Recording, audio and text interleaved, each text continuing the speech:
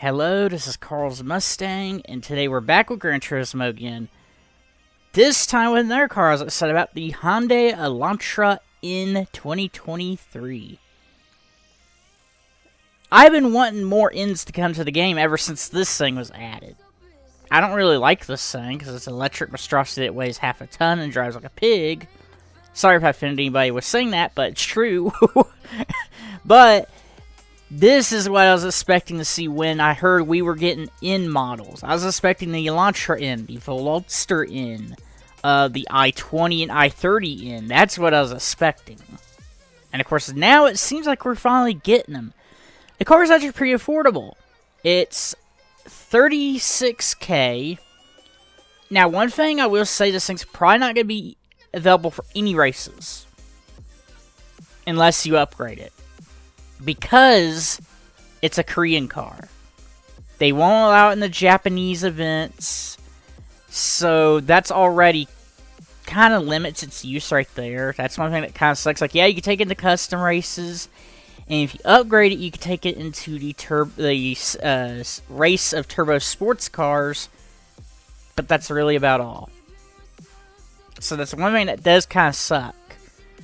But let's see. Oh, it actually comes in colors, too. I'm just going to keep with Performance Blue because I really like it. But as per usual, I'll go ahead and buy it, and I'll see you guys out towards the track.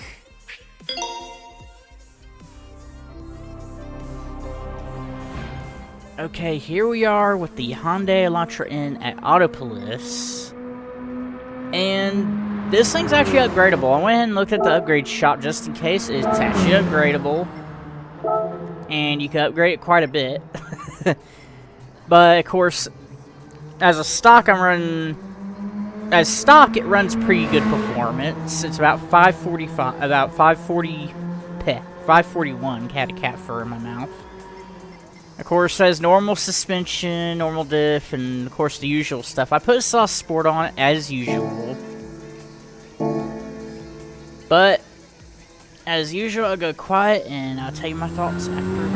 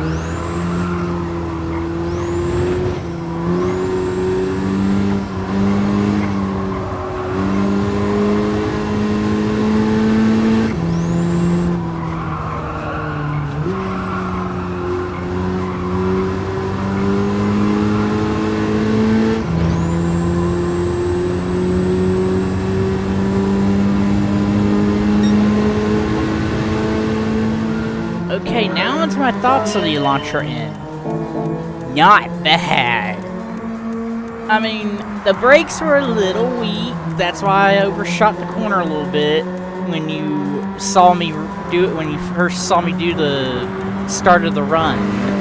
Because the brakes are a little weaker because I was already used to the Miata.